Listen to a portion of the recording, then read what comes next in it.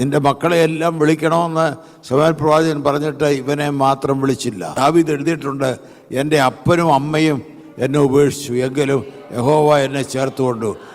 നിന്നെ ചേർത്തുകൊള്ളുമെന്ന് വിചാരിക്കുന്ന ആളുകൾ നിന്നെ ഉപേക്ഷിക്കും. നിന്നെ മാനിക്കുമെന്ന് വിചാരിക്കുന്ന ആൾ നിന്നെ മാനിച്ചെന്ന് വരത്തില്ല. നിന്നെ ക്ഷണിക്കുമെന്ന് വിചാരിക്കുന്നിടത്ത് നിന്നെ ക്ഷണിച്ചെന്ന് വരത്തില്ല. നീ ക്ഷണിക്കപ്പെടത്തില്ല. പക്ഷെ ഒരു കാര്യം ഓർത്തുകൊള്ളുക, ദൈവത്തിൻ്റെ തെരഞ്ഞെടുപ്പ് നിൻ്റെ മേലുണ്ട്, ദൈവത്തിൻ്റെ പദ്ധതി നിൻ്റെ മേലുണ്ട്. അപേക്ഷ കൊടുത്തിട്ടുണ്ടോ? ദാവീദ് എവിടെയെങ്കിലും അപേക്ഷ കൊടുത്തിട്ടുണ്ടോ? ഇല്ല. ദാവീദ് എവിടെയെങ്കിലും പോയി ഇതിനു വേണ്ടി ട്രെയിനിങ് എടുത്തിട്ടുണ്ടോ? ഇല്ല. ആകെയുള്ള ട്രെയിനിങ് ആടുകളെ തീറ്റുക. പക്ഷേ ദൈവത്തിൻ്റെ പദ്ധതിയിൽ അവൻ തിരഞ്ഞെടുക്കപ്പെട്ടവനാ. നീ തിരഞ്ഞെടുക്കപ്പെട്ടയാളാ, ദൈവത്തിൻ്റെ പദ്ധതിയിൽ തിരഞ്ഞെടുക്കപ്പെട്ടയാളാ. അതുകൊണ്ടാണ് ഇന്ന് ദൈവത്തിൽ നീ വന്നിരിക്കുന്നത്. നീ വന്നതല്ല, ദൈവം നിന്നെ കൊണ്ടുവന്നതാ. പരിശുദ്ധാത്മാവ് നിന്നെ കൊണ്ടുവന്നതാ. ദൈവത്തിൻ്റെ ഉദ്ദേശത്തിൻ്റെ ജീവിതത്തെ വെളിപ്പെടുത്തുവാൻ ദൈവം നിന്നെ കൂട്ടിക്കൊണ്ടുവന്നതാണ്. ഹല്ലേലൂയ.